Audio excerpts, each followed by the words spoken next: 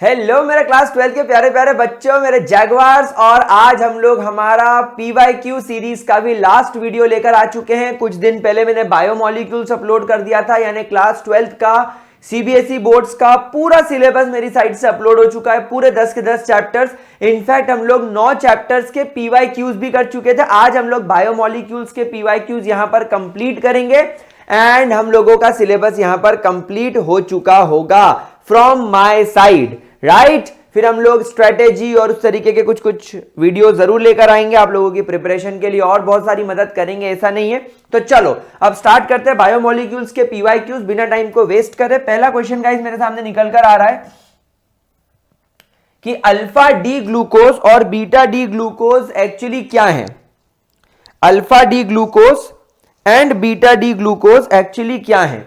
तो देखो मेरे प्यारे बच्चों, आप सब लोग जानते हो कि जो आपका ग्लूकोज का सिंपल मॉलिक्यूल होता है वो मिडिल फिंगर जैसा होता है।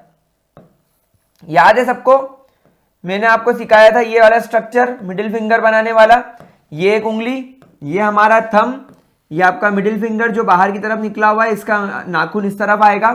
फिर ये आपकी तीसरी उंगली और ये आपकी चौथी उंगली और एक आपका अंगूठा हो गया।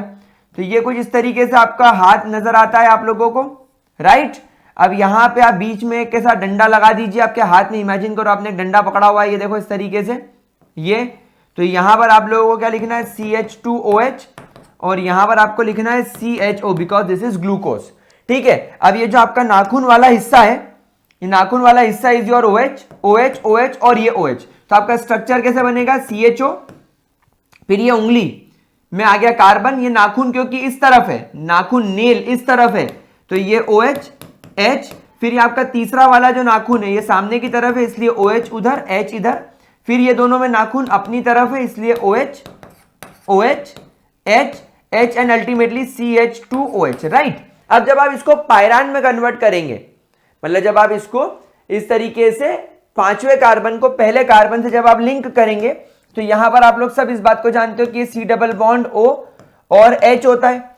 तो यहां का जब H जब जाकर इस ऑक्सीजन से कंबाइन हो जाएगा, तो ये वाला कार्बन आकर इस ऑक्सीजन से कंबाइन हो जाएगा, राइट।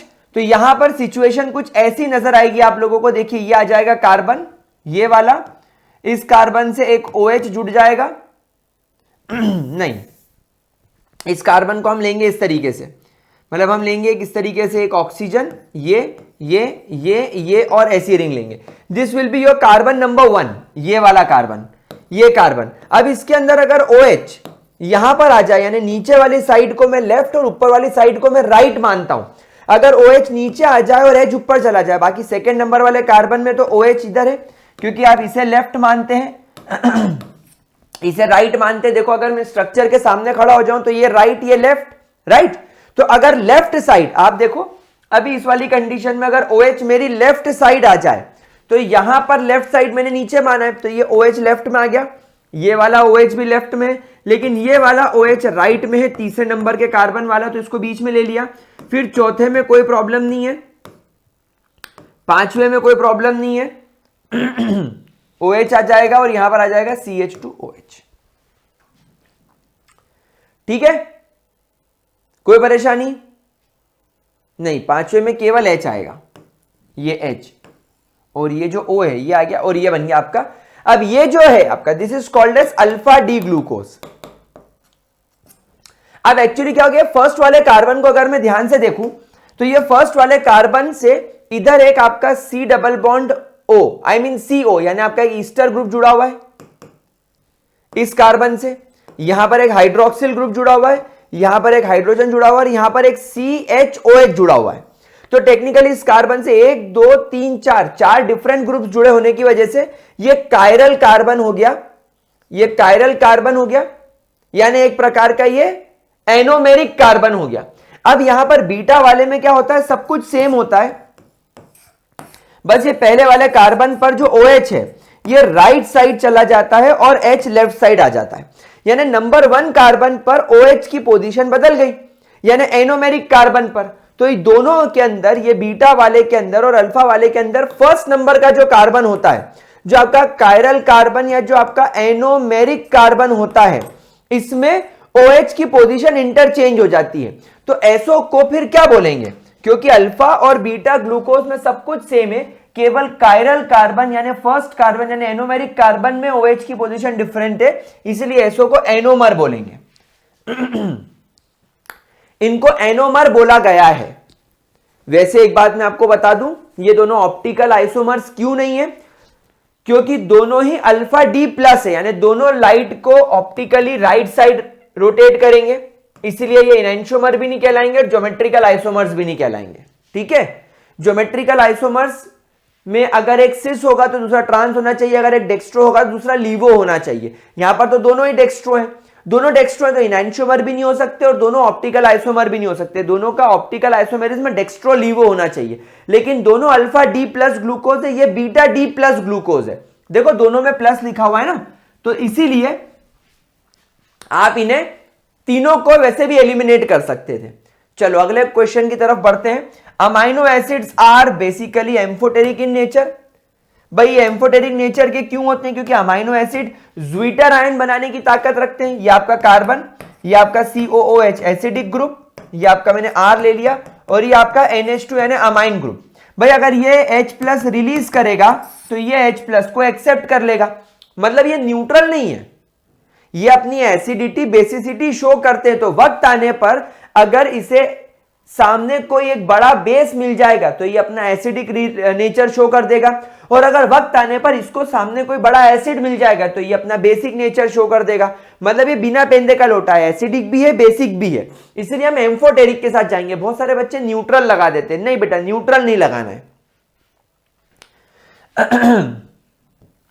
अगला क्वेश्चन है which one of the following which one is the complementary base of cysteine in one strand of DNA? ठीक है, अच्छा भाई मान लो DNA बन रहा है तो एडेनाइन थाइमिन के साथ और ग्वानिन साइटोसिन के साथ ज्वाइंट होता है। एडेनाइन और थाइमिन के बीच में डबल, तो ग्वानिन साइटोसिन के अंदर ट्रिपल बॉन्ड होता है। इसकी ट्रिक आपको मैंने क्या सिखाई थी? At gravity circle, gravity circle पर आपको क्या मिलता है? बेस्ट केमिस्ट्री का कंटेंट। इसलिए इसकी ट्रिक क्या थी? At gravity circle. तो AT adenine thymine, gravity circle is cytosine and guanine, guanine and cytosine. अच्छा इसका उल्टा भी हो सकता है, थाइमिन एडेनिन के साथ, साइटोसिन ग्वानिन के साथ, दोनों तरीके के हो सकता है। तो इसका आंसर क्या लगाओगे फिर ultimately? Guanine. Option number B is correct, क्योंकि साइटोसिन के साथ में ग्वानिन जाएगा। अगला question, alpha helix is a structural feature of. देखिए सुक्रोज में दो मोनोसेकेराइड जुड़ते हैं, एक ग्लूकोज और एक fructose, dextro rotatory glucose and laevo rotatory fructose, तो ये नहीं होगा। न्यूक्लियोटाइड्स के अंदर भी नहीं हो सकता, क्योंकि न्यूक्लियोटाइड्स के अंदर एक शुगर का बेस, एक शुगर का मॉलिक्यूल, उससे एक तरफ बेस और एक तरफ फॉस्फेट ग्रुप जुड़ा हुआ होता है, तो ये अल्फा हेलिकल स्ट्रक्चर नहीं बना सकते। स्टार्च भी एक तरीके का क्या है? कार्बोहाइड्रेट है, पॉलीसेकेराइड है। अल्फा हेलिकल स्ट्रक्चर बनते हैं प्रोटीन्स में, और प्रोटीन्स कहां से बनता है? अलग अलग अमाइनो एसिड से, और एक अमाइनो एसिड दूसरे अमाइनो एसिड से पेप्टाइड लिंकेज से जुड़ता है, तो पेप्टाइड पेप्टाइड पॉलीपेप्टाइड। अगला क्वेश्चन इज अ पैसेज। तो पैसेज को पढ़ना शुरू करते हैं। दिख रहा है सबको? हाँ। The basic chemical formula of DNA is now well established as shown in figure 1. It consist of a very long chain, the backbone of which is made up of alternate sugar phosphate group joined at a regular 3-5- phosphate diester linkages. To each sugar is attached a nitrogenous base. Only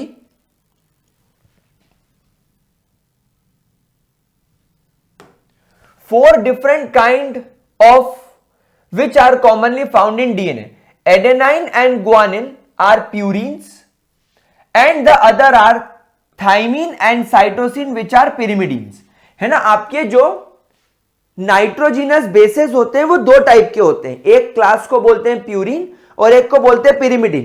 purine दो तरीके के होते हैं, adenine and guanine, and pyrimidine दो तरीके के होते हैं, थाइमिन एंड साइटोसिन। और अगर आप आरएनए की बात करें तो थाइमिन की जगह आ जाएगा uracil. The fifth base methyl cysteine occurs in small amount in certain organism, and a sixth, that is 5-hydroxymethylcysteine, is found instead of cysteine in the T1 phases. Okay, in the T1 phases. It should be noted that the chain is unbranched, a consequence of the regular internucleotide linkage. On the other hand, the sequence of the different nucleotide is as far can be ascertained completely irregular. यानी आप देख रहे हो कि एक तरफ तो आपकी ये जो अनब्रांच्ड चेन है इसके अंदर एक रेगुलर इंटरन्यूक्लियोटाइड लिंकेज दिख रहा है, लेकिन on the another hand the sequence of different nucleotides, अगर आपके पास में अलग अलग टाइप के न्यूक्लियोटाइड्स हैं तो उसके अंदर थोड़ा इरेग्युलर सा पैटर्न हो जाता है. Thus DNA has some features which are regular and which some are irregular. यानी डीएनए के अंदर कुछ चीज तो एकदम रेगुलर चलेगी. कैसे कि एक जो न्यूक्लियोटाइड बनेगा, न्यूक्लियोटाइड में एक शुगर होगा, शुगर के तरफ एक तरफ आपको 3' मतलब शुगर पे एक तरफ आपको बेस मिलेगा. बेस कौन सा? Adenine, guanine, thymine, cytosine. और उस शुगर के दूसरी तरफ आपको जुड़ा हुआ दिखेगा फॉस्फेट ग्रुप. तो जब एक न्यूक्लियोटाइड के सामने दूसरा न्यूक्लियोटाइड आएगा तो कैसे आएगा? अगर इस न्यूक्लियोटाइड में बेस एडेनाइन है तो यहां जो आएगा वो बेस आएगा थाइमिन. तो एडेनाइन और थाइमिन के बीच में हाइड्रोजन बॉन्डिंग हो जाएगी. फिर अब ये जो एक न्यूक्लियोटाइड है, ये न्यूक्लियोटाइड दूसरे न्यूक्लियोटाइड से, दूसरा न्यूक्लियोटाइड तीसरे न्यूक्लियोटाइड से एक ऐसी लंबी चेन बना लेगा. ऐसे ही एक और न्यूक्लियोटाइड की लंबी चेन होगी और ये दोनों न्यूक्लियोटाइड की लंबी चेन इस तरीके से एक डबल हेलिकल स्ट्रक्चर फॉर्म कर लेगी. मतलब ये आपका एक न्यूक्लियोटाइड है, ये आपका एक और न्यूक्लियोटाइड है, ये आपका एक और न्यूक्लियोटाइड है, ये न्यूक्लियोटाइड, ये न्यूक्लियोटाइड. और ये जो दोनों न्यूक्लियोटाइड है ये कहां से जुड़े हैं? ये दोनों न्यूक्लियोटाइड कहां से जुड़े हैं? फॉस्फोडाइस्टर लिंकेज से. अब अगर इस न्यूक्लियोटाइड में यहां पर आपकी शुगर है, यहां पर आपका फॉस्फेट ग्रुप है, इसमें भी यहां पर शुगर है, ये आपका फॉस्फेट ग्रुप है, फॉस्फेट ग्रुप में फॉस्फोडाइस्टर लिंकेज हो गया. अब यहां पर अगर आपका बेस आ जाए एडेनाइन, यहां पर अगर आपका बेस आ जाए ग्वानिन, तो यहां पर भी एक न्यूक्लियोटाइड आएगा. न्यूक्लियोटाइड में 5 मेंबर की रिंग आएगी, यहां भी 5 मेंबर की रिंग आएगी. इसमें फॉस्फेट ग्रुप, इसमें फॉस्फेट ग्रुप, ये जुड़ गए. नहीं, यहां पर आ जाएगा तुम्हारा थाइमिन नाम का शुगर, नाइट्रोजनस बेस, सॉरी, यहां पर आ जाएगा साइटोसिन नाम का, और इनके बीच में बॉन्डिंग हो जाएगी इस तरीके से. और यहां पर आपका फॉस्फेट ग्रुप, यहां पर आपका फॉस्फेट ग्रुप, इसमें फॉस्फोडाइस्टर लिंकेज. तो कुछ इस तरीके से आपका टेक्निकली डीएनए बनता है. ये हम बहुत अच्छे तरीके से बायोमोलिक्यूल्स नाम के चैप्टर के अंदर पढ़ चुके हैं, बट फिर भी आपको एक मैंने हल्का सा आइडिया दे दिया. Now a similar concept of DNA molecule as a long thin fibre is obtained from a physiochemical analysis involving sedimentation, diffusion, light scattering and viscosity measurement. These techniques indicate that DNA is a very asymmetrical structure, approximately 20 angstrom wide and many thousand angstrom meter long. यानी कि केवल 20 angstrom चौड़ा और हजारों angstrom जितना लंबा होता है. यानी बहुत लंबा स्ट्रक्चर होता है लेकिन ज्यादा चौड़ा नहीं होता.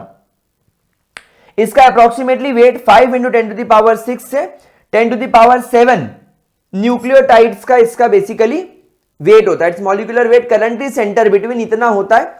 Surprisingly each of these measurement tends to suggest that DNA is relatively rigid.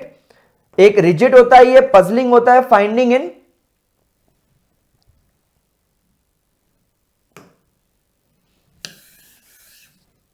puzzling finding in view of very large number of single bond. बहुत सारे सिंगल बॉन्ड होते हैं, 5 सिंगल बॉन्ड पर न्यूक्लियोटाइड इन फॉस्फोडाइस्टर शुगर जो उसकी backbone बनाती है. ठीक है, मतलब ये टोटल एक्चुअली डीएनए के बारे में कंप्लीट इंफॉर्मेशन है. इसके क्वेश्चंस क्या है आइए वो देखते हैं. पहला क्वेश्चन बोल रहा है purines are present in DNA. अब देखो यहीं पर हमको सिखाया गया था, ये यहां पर कहीं पर हमने देखा था कि जो हमारे प्यूरिन्स है, ये देखो प्यूरिन्स एडेनाइन एंड ग्वानिन, ये प्यूरिन्स को बिलोंग करते. तो हम एडेनाइन एंड ग्वानिन लगा के आगे बढ़ेंगे. तो यहां पर हमारा आंसर आ जाएगा adenine and guanine. Option number D is correct, जो कि प्यूरिन्स के हैं. अगर ये पिरिमिडिन पूछता,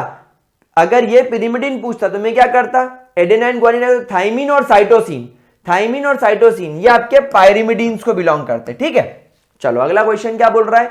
DNA molecule has internucleotide linkage and sequence of the different nucleotide. अब यहां पर आपको अगर वो वाली लाइन याद हो कि ये बोल रहा था इट शुड बी, यहां पर लिखा हुआ था it should be noted that chain is unbranched, a consequence of the regular internucleotide linkage. On the another hand, the sequence of the different nucleotide is as far as concerned completely irregular. मतलब DNA का structure regular और irregular दोनों से भरा पड़ा है, regularity and irregularity. तो यहां पर हमारा आंसर क्या आएगा? Regular and irregular. पहले रेगुलर क्यों? क्योंकि जो इंटरमीडिएट या जो इंटरन्यूक्लियोटाइड लिंकेज होता है, ये इंटरन्यूक्लियोटाइड लिंकेज रेगुलर होता है, लेकिन जो न्यूक्लियोटाइड का सीक्वेंस होता है ये इरेगुलर होता है। मतलब कि आपसे ये कोई नहीं कह सकता कि यहां एडेनाइन है, थाइमिन है, तो यहां पर गुआनिन आना फिक्स है, नहीं। यहां पर हो सकता है वापस एडेनाइन आ जाए या वापस थाइमिन आ जाए, यहां अब थाइमिन आ जाए, एडेनाइन आ जाए, अब यहां साइटोसिन और गुआनिन आ जाए और गुआनिन साइटोसिन आ जाए। ये पैटर्न कोई डिसाइड नहीं कर सकता, ये इरेगुलर होता है। लेकिन जो इंटरन्यूक्लियोटाइड लिंकेज होता है वो बिल्कुल परफेक्ट होता है, क्योंकि एक न्यूक्लियोटाइड का दूसरे न्यूक्लियोटाइड से फॉस्फोडाइस्टर लिंकेज से जुड़ना फिक्स है, रेगुलर है। इसलिए इंटरन्यूक्लियोटाइड लिंकेज फिक्स होगा, रेगुलर होगा, लेकिन इनका सीक्वेंस, ये आपके जो बेसेस है नाइट्रोजनस बेस, इसका बेस का सीक्वेंस वो हमेशा इरेगुलर रहता है। DNA has a dash backbone. DNA की बैकबोन काहे की होती है भाई? फॉस्फेट शुगर्स की। हमने अभी पढ़ा था फॉस्फेट शुगर की होती है।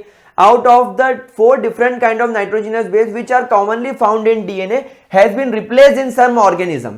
अब आपको यहां पर चेक करके खुद बताना कि कुछ ऑर्गेनिजम्स के अंदर इन्होंने क्या चेंज किया है। भाई सीधी सी बात है, साइटोसिन इन्होंने चेंज किया है, ये भी अपने पैराग्राफ में हमने पढ़ा था। चलिए अगला क्वेश्चन आ गया, which type of linkage is present in polysaccharides. भाई पॉलीसैकेराइड्स के अंदर किस तरीके का लिंकेज होता है? ग्लाइकोसाइडिक लिंकेज, ग्लाइकोसिडिक लिंकेज, ये तो हम लोगों ने 1000 बार पढ़ रखा है।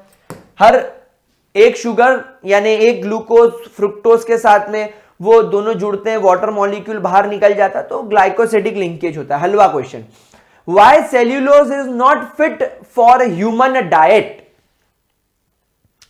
बेटा ग्लूकोज, अगर मैं सेल्यूलोज की बात करूं तो सेल्यूलोज बीटा डी ग्लूकोज से बनने वाला एक पॉलीसैकेराइड है।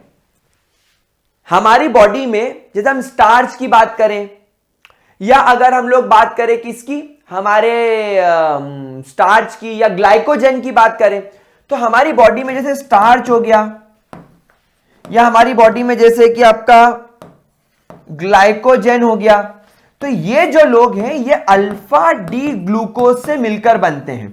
अल्फा डी ग्लूकोज मतलब आप लोग सब जानते ही हैं, ये आपका ऐसा एनोमर होता है जिसके पहले नंबर वाले कार्बन पर OH लेफ्ट साइड और H राइट साइड होता है। बाकी सेकेंड का तो सॉर्टेड है, थर्ड का भी सॉर्टेड है, फोर्थ का भी सॉर्टेड है, फिफ्थ का तो ये हो गया, और यहां पर CH2OH आ गया। ये आपका अल्फा डी ग्लूकोज है, इसके बनते हैं। तो हमारी बॉडी में जितने भी एंजाइम्स होते हैं वो अल्फा डी ग्लूकोज के अल्फा ग्लाइकोसिडिक लिंकेज को तोड़ने का ताकत रखते हैं। मतलब ये अल्फा डी ग्लूकोज जब दूसरे अल्फा डी ग्लूकोज के साथ में जुड़ेगा, जब ये अल्फा डी ग्लूकोज दूसरे अल्फा डी ग्लूकोज के साथ में इस तरीके से जुड़ जाएगा और इनके बीच में ऐसे वाटर मॉलिक्यूल बाहर निकल जाएगा, तो इनके बीच में यहां पर एक नया बॉन्ड बन जाएगा, ये यहां पर O बन जाएगा और ये ऐसे जुड़ जाएंगे, है ना? आपको पता है ना ये बात? आपको ये बात पता है कि नहीं प्यारे बच्चों? ये तो ये जो लिंकेज बना इसको क्या बोलेंगे? Alpha glycosidic linkage. क्यों? क्योंकि अल्फा ग्लाइकोसाइडिक लिंकेज ने 2 अल्फा ग्लूकोज को जोड़ा है। तो हमारी बॉडी में जितने एंजाइम्स होते हैं वो ये अल्फा ग्लाइकोसाइडिक लिंकेज को ब्रेक करने की ताकत रखते हैं। Enzymes of human body, enzymes of human body are capable of breaking alpha glycosidic linkage. इसलिए हम लोग स्टार्च या ग्लाइकोजन को डाइजेस्ट कर जाते हैं। लेकिन प्रॉब्लम यह हो गई गुरु कि सेल्यूलोज बनता है बीटा डी ग्लूकोज से, तो बीटा डी ग्लूकोज के अंदर जो लिंकेज होगा वो बीटा ग्लाइकोसाइडिक लिंकेज होगा, और बीटा ग्लाइकोसाइडिक लिंकेज को डाइजेस्ट करने के लिए हमारी बॉडी में कोई एंजाइम अवेलेबल नहीं होता। There is no enzyme available in human body. हमारी बॉडी में ऐसा कोई एंजाइम नहीं है जो दो बीटा ग्लूकोज के बीच के बॉन्ड को तोड़ के हमारी बॉडी के लिए ग्लूकोज बना सके। तो सेल्यूलोज क्योंकि एक बीटा ग्लूकोज का पॉलीमर है, इसे ब्रेक करने के लिए हमारी बॉडी में कोई एंजाइम ही नहीं, इसलिए हम लोग हमारी बॉडी में इसको शामिल नहीं करते। अगर आप चारा खाओगे, चारा जो गाय भैंस खाती है, वो आपकी बॉडी में जिस रूप में खाओगे उसी रूप में बाहर एलिमिनेट हो जाएगा आपकी पॉटी में। चलो आगे बढ़ते हैं। Explain the following. Pyranose ring of glucose, glucopyranose हम लोग इतनी देर से पढ़ ही रहे हैं भाई। यहां पर क्या होगा, ये आपका एक इस तरीके से एक पायरान की रिंग बनती है। वैसे मैं आपको एक पायरान की रिंग बना के बता देता हूं, ये बनती है आपकी पायरान की ring. This ring is called as pyran ring, है ना, बिल्कुल उसको मैच करती है ये। यहां पर आपके पहले नंबर वाले कार्बन पर अगर आपने OH यहां लिखा है लेफ्ट साइड, तो ये आपका अल्फा वाला एनोमर हो जाएगा। OH भी यहां आएगा सेकंड नंबर वाले कार्बन पे, थर्ड नंबर वाले कार्बन पे OH अंदर, फिर यहां पर OH नीचे, H यहां, फिर यहां पर H यहां और यहां पर CH2OH। ये बन गया आपका अल्फा डी ग्लूकोपायरानोस, है ना, बढ़िया इजी है, कोई दिक्कत नहीं। अगला question, full form of DNA and RNA. DNA का full form is deoxy ribo nucleic acid and RNA का full form is ribo nucleic acid. Chemical name of vitamin C is ascorbic acid, ये हमने table में पढ़ा था। And source क्या है, जितने भी आपके सार यानी खट्टे फ्रूट्स हैं, जैसे कि आपका ऑरेंज, जैसे कि आपका लेमन, है ना, यहां से आपको ये मिल जाएगा। सारा क्वेश्चन। अगला question, glucose do not form या glucose do not give 2,4 dinitrophenyl hydrazine test या स्किप रिएजेंट टेस्ट। देखो ये जो दोनों टेस्ट है 2,4 DNP टेस्ट और आपका ये जो सेकेंड टेस्ट है दैट इज आपका स्किप बेस, ये दोनों टेस्ट आपका ग्लूकोज तभी पार कर पाएगा जब उसके पास में फ्री अल्डिहाइड ग्रुप मौजूद हो, राइट। लेकिन जब हम लोग ग्लूकोज के हेवर्थ स्ट्रक्चर को देखते हैं, हेवर्थ स्ट्रक्चर यानी जब हम ग्लूकोज के रिंग स्ट्रक्चर को देखते हैं, तो यहां पर हम लोग देखते हैं कि इसने तो हेमी एसिडल का फॉर्मेशन कर लिया है। हेमी एसिडल का मतलब आप लोग जानते ही हैं क्या होता है। यहां पर एक कार्बन जो कि जुड़ा हुआ है CH2OH से, यहां पर एक H, यहां पर एक कार्बन, यहां पर एक H, यहां पर एक OH, यहां पर एक कार्बन OH H, यहां पर एक कार्बन OH H, यहां पर एक कार्बन H OH। ये आपका हेमी एसिडल स्ट्रक्चर होता है यानी साइक्लिक स्ट्रक्चर। अब यहां पर आप खुद ही देख पा रहे हो कि आपका ये जो नंबर 1 वाला कार्बन है, ये टेक्निकली ये इस कार्बन के पास में कोई फ्री अल्डिहाइड ग्रुप नहीं है, यहां पर कोई फ्री अल्डिहाइड या कोई फ्री कीटोन ग्रुप नहीं है, इसलिए ये 2,4 DNP एस्केप रिएजेंट का टेस्ट नहीं देता। अगला क्वेश्चन बोल रहा है amino acids have high melting point and are water soluble. तो भाई अमाइनो एसिड्स का फॉर्मूला क्या होता है, कार्बन, उससे C double bond O OH, यहां पर आपका NH2, यहां पर एक हाइड्रोजन और यहां पर एक अल्काइल ग्रुप। अब आप यहां पर देखो आपके पास में एक तरफ तो नाइट्रोजन है एक तरफ तो नाइट्रोजन है और एक तरफ OH है।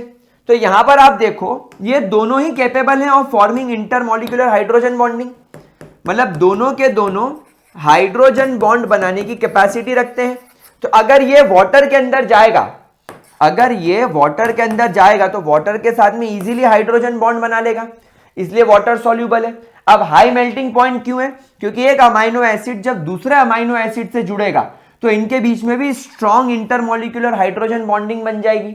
इनफैक्ट इनके बीच में तो पॉलीपेप्टाइड लिंकेज हो जाता है, पेप्टाइड लिंकेज देखने को मिलता है, तो इस वजह से इनका मेल्टिंग पॉइंट भी ज्यादा हो जाएगा।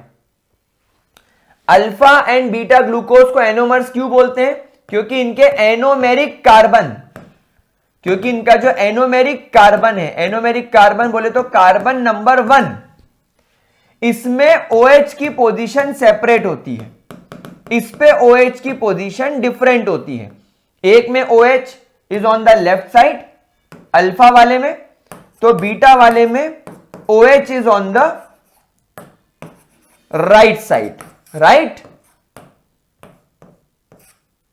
समझ में आ रही बात? समझ में आ रही है बात? तो इसलिए इनको एनोमर्स बोलते हैं। घटिया क्वेश्चंस टाइप के आ रहे हैं। Right the product when alpha D glucose react with concentrated HNO3। भाई HNO3 एक रिड्यूसिंग एजेंट, सॉरी HNO3 एक ऑक्सीडाइजिंग एजेंट है, हाँ या ना? और ऑक्सीडाइजिंग एजेंट क्या करेगा? ऑक्सीडाइजिंग एजेंट ऑक्सीडेशन का काम करेगा। तो यहां पर क्या होगा? और अच्छा खासा ऑक्सीडाइजिंग एजेंट है, तो यहां पर हमको ग्लूकोज का नॉर्मल स्ट्रक्चर बनाना पड़ेगा, H OH OH H OH H CH2 OH। जब आप इसका ट्रीटमेंट कॉन्सेंट्रेटेड HNO3 के साथ करेंगे तो ऊपर का एल्डिहाइडिक ग्रुप कार्बोक्सिलिक एसिड में बदल जाएगा, बाकी इस पर कोई असर नहीं पड़ेगा, इस पर भी कोई असर नहीं पड़ेगा, इस पर भी कोई असर नहीं पड़ेगा, सब कुछ सेम रहेगा। और ये अल्कोहल वाला जो फंक्शनल ग्रुप है ये भी कार्बोक्सिलिक एसिड में बदल जाएगा और ये बन जाएगा आपका सक्सिनिक एसिड। और ये इस बात को शो करता है कि आपके पास में CH2OH एक प्राइमरी कार्बन है और ये एक एल्डिहाइडिक ग्रुप है। ठीक है, कोई दिक्कत? कोई दिक्कत? ऑक्सीडाइज हो जाएगा, सैक्रिक एसिड बन जाएगा। मैंने सक्सिनिक लिख दिया क्या? नहीं, सक्सिनिक कहां से आ जाएगा? सैक्रिक। क्या गुंडा बनेगा रे तू, क्या गुंडा बनेगा रे मृत्युंजय? ठीक है, कोई दिक्कत प्यारे बच्चों? कोई परेशानी? अगला अच्छा क्वेश्चन है ये अगला, जो हम लोग ऑलरेडी डिस्कस कर चुके हैं। अमीनो एसिड एम्फोटेरिक बिहेवियर क्यों शो करते हैं? क्योंकि इनके पास में कार्बोक्सिलिक एसिड ग्रुप होता है विच बिहेव्स एज एसिड, क्योंकि ये बहुत अच्छा प्रोटॉन डोनर होता है। वहीं पर इसके पास में एक NH2 ग्रुप होता है जो कि बिहेव करता है as a very good Lewis base. Lewis base क्यों? क्योंकि इसके पास में लोन पेयर प्रेजेंट होते हैं, राइट। तो ये दोनों ग्रुप प्रेजेंट होने की वजह से ये बन जाता है आपका एम्फोटेरिक नेचर का। चलो अगला क्वेश्चन देखते हैं। Draw the structure of zwitter ion. Draw the structure of zwitter ion. ठीक है, ये आपका कार्बन, कार्बन से जुड़ा है हाइड्रोजन, यहां आ गया आपका R, ये आपका कार्बोक्सिलिक एसिड ने हाइड्रोजन छोड़ दिया और आपके अमाइन ग्रुप ने वो हाइड्रोजन ले लिया, ये बन गया आपका ज्विटर आयन। अगला question, right the two main difference between the globular protein and fibrous protein.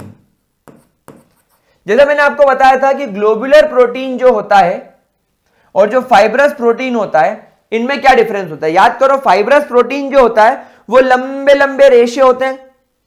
आपके फाइब्रस प्रोटीन के अंदर एकदम लंबे लंबे लंबे लंबे लंबे लंबे लंबे लंबे रेशे होते हैं, सीधे सीधे। तो ये नॉन वाटर सॉल्युबल होता है। Fibrous protein are water insoluble, हम लोग सब इस बात को जानते हैं। अब क्योंकि इसके अंदर एक स्ट्रॉन्ग इंटरमॉलिक्यूलर बॉन्डिंग होती है, ये it is not very much sensitive to pH change. इसीलिए तो हम लोग हमारे बालों पे कितने एक्सपेरिमेंट कर लेते हैं, ज्यादा नुकसान नहीं होता। लेकिन ग्लोब्यूलर प्रोटीन वाटर सॉल्युबल होता है और बहुत ज्यादा पीएच सेंसिटिव होता है। जरा सा पीएच सेंसिटिव हुआ तो ग्लोब्यूलर वो ऐसे गुच्छम गुच्छी हो जाती है, जैसे लड़कियां जूड़ा बना लेती है पीछे। तो ऐसे लंबे लंबे जो बाल होते हैं, लड़की के लंबे बाल इस फाइब्रस प्रोटीन, लेकिन जब तुमने उसको गुड़ी मुड़ी करके गुच्छा बना लिया तो बन गया ग्लोब्यूलर प्रोटीन। यानी ग्लोब्यूलर प्रोटीन के अंदर intermolecular hydrogen bonding, disulphide linkage comparatively ज्यादा होता है। तो जब पीएच के प्रेजेंस में ही आएगा तो वो जूड़ा खुलने लगेगा और वो रेशे खुल जाएंगे और बाल वापस से लंबे हो जाएंगे। तो जूड़े का खुलना आसान है। जैसे कोई लड़की जूड़ा बना के पार्टी में कर रही है और एक लप्पड़ पड़ गया उसको अगर किसी से, तो जूड़ा खुल गया बाल, यानी लड़की सेंसिटिव जो लप्पड़ या एक लड़के की बात मान लो, आजकल तो लड़के के भी बाल यहां तक रहते हैं, टिकटॉक रील्स का जमाना है, सॉरी, लड़के ने से बाल बांध लिए, जूड़ा बना लिया, एक मुक्का पड़ा उसको, बाल खुल गए, तो भाई बाल खुलना इज वेरी सेंसिटिव टू मुक्का। लेकिन अगर तुम्हारे बाल खुले हुए ही हैं तो कितने मुक्के पड़ जाए तुमको क्या फर्क पड़ेगा? वही चीज यहां पर है ना। इसका एग्जाम्पल वही केराटिन, और इसका एग्जाम्पल क्या पढ़ाया था? इंसुलिन, है ना। कोई दिक्कत? हीमोग्लोबिन, इंसुलिन, हीमोग्लोबिन लिख लो इसका एग्जाम्पल, एक नया एग्जाम्पल लिख लो जो हमने वहां पर नहीं पढ़ा था, हीमोग्लोबिन। चलिए अगला क्वेश्चन देखते हैं।